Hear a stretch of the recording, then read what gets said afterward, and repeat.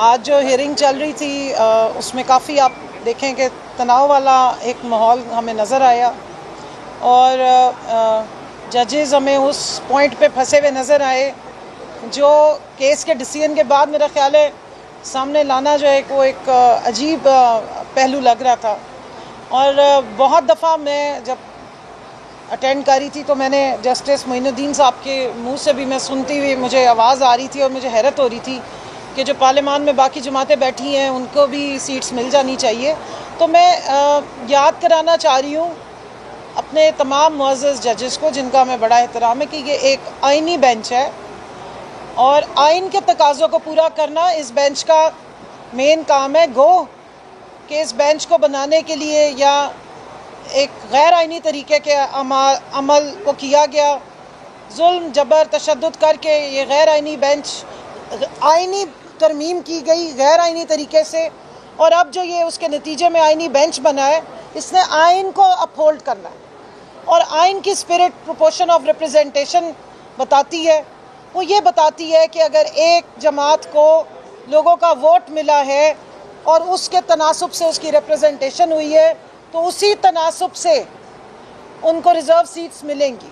तो ये याद करा दूँ कि इस इवन ये केस जब लगा था, अब तो रिव्यू आया हुआ, फैसला आ चुका हुआ है, जब ये केस लगा था उस वक्त भी इलेक्शन कमीशन ऑफ पाकिस्तान ने मुस्लिम लीग नून, पीपल्स पार्टी और दीगर जमातों को उनके तनासुब से जो उनको वोट मिला था या नहीं मिला था या फॉर्म 47 के ज़रिए जितनी उन्हें सीटें दी गई थी उन सीटों के मुताबिक उनके कोटे की सीटें उनको दे दी हुई थी। लेकिन उसको उनकी मोहब्बत ज़रा बहुत ज़्यादा जोश मार गई। फिर उन्होंने ये किया कि जो 80 MNAs पाकिस्तान तहरीक-ए-इंसाफ के जिन्हें ज़बरदस्ती इंडिपेंडेंट बनाया गया था, PTI को पार्लियामेंट्री लिस्ट की जो ऑप्शंस होती हैं उसमें शामिल नहीं किया गया था। ये बताया गया था कि जी 3 दिन में अगर कोई पार्टी जमा नहीं ज्वाइन की तो इंडिपेंडेंट कर दिया जाएगा।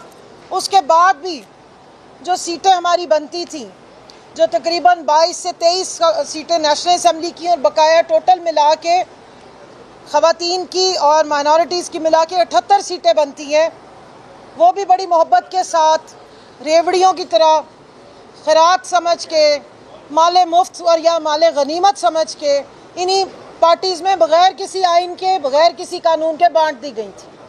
अब यहाँ पर आइन ये कहता है कि जब एक रिज़र्व सीट का कैंडिडेट असेंबली में आके ओथ उठा लेता है तो उसको आप रिज़र्व सीट फिर कंसिडर नहीं करते, आप उसे इलेक्टेड कंसिडर करते हैं। उसके बराबर के हकूक़ होते हैं, उसकी बराबर की पार्टिसिपेशन होती है, उसका वोट बराबर काउंट होता है, वो हर लिहाज से बराबर होता है। तो अब आप बताइए कि एक पार्टी को एक रिज़र्व सीट, पंजाब का मैं अगर आपको एक मिसाल दे दूँ, 4.21 सीटों पर एक रिज़र्व सीट खातून की मिलती है। ऐसी पार्टीज़ को भी 3-3, 4-4, 6 सीटें दे दी गई जिन्होंने जनरल इलेक्शन में सिर्फ 2 सीटें जीती थी। यानी एक्चुअली में तो वो एक भी सीट नहीं ले सकते थे ख़वातीन की, लेकिन क्योंकि माले गनीमत था और क्योंकि इलेक्शन कमीशन इंचार्ज था, क्योंकि इलेक्शन कमीशन ने पाकिस्तान तहरीक-ए-इंसाफ के हर कैंडिडेट को ज़बरदस्ती इंडिपेंडेंट बनाया था, क्योंकि उसको पता था कि उसने पाकिस्तान तहरीक-ए-इंसाफ को सीटें नहीं देनी है अपनी मन मंशा पे, ना इलेक्शन एक्ट में कहीं दर्ज है, ना इनमें कुछ ढूंढने से मिला है।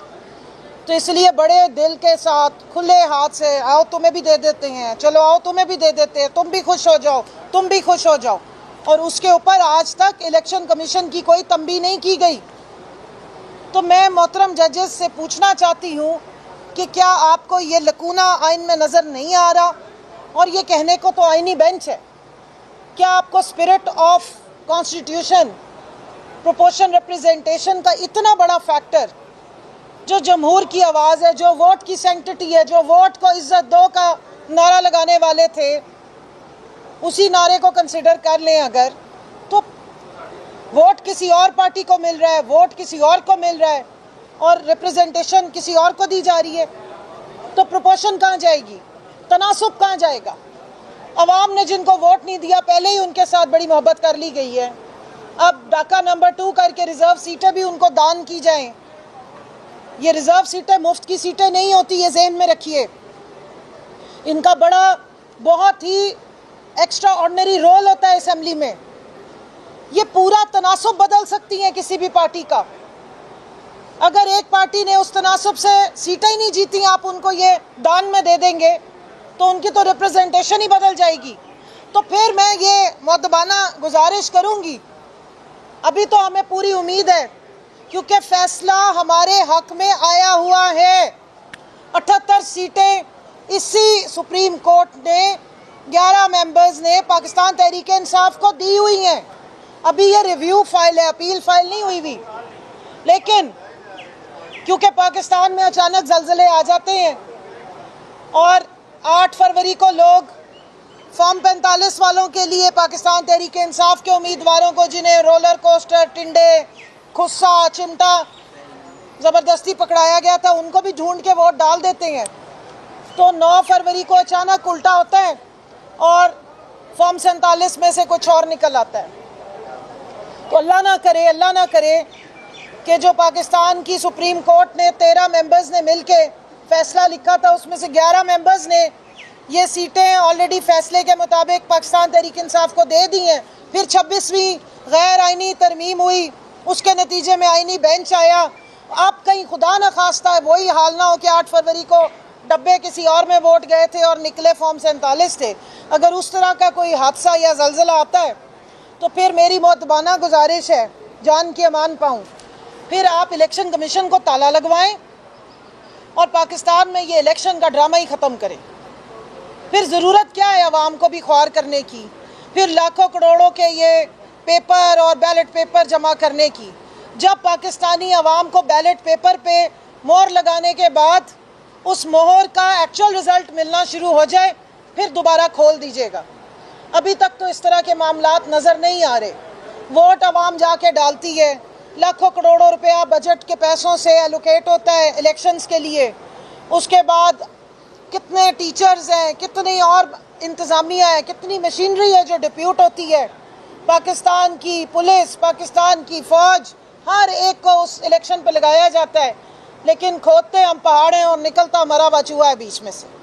तो मेहरबानी कर दीजिएगा, फिर आइन में यह भी दर्ज कर दें कि हमें इस तरह के मामलात की इतनी लंबी एक्सरसाइज करने की ज़रूरत नहीं है।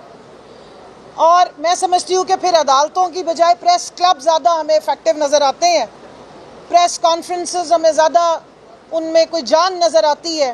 फिर प्रेस क्लब को ज़्यादा मजबूत करने की ज़रूरत है, या कोई एक आधा और जगह है जो मैं यहाँ कहना नहीं चाह रही, वहाँ जाके सारे मामलात दरख्वास्त पे दें और प्रेस क्लब में आके उनकी अनाउंसमेंट कर दें।